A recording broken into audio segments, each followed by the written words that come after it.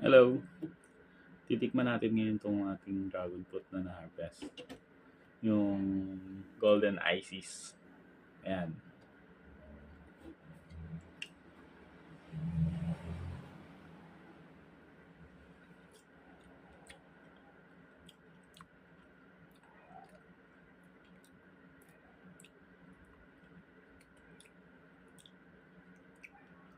Sarap.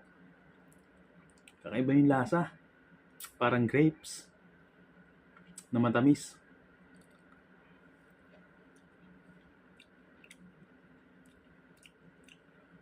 Stig. Stig ang lasa. Mamahalin ang lasa. Pang mayaman. Ano eh. Kakaiba yung lasa niya.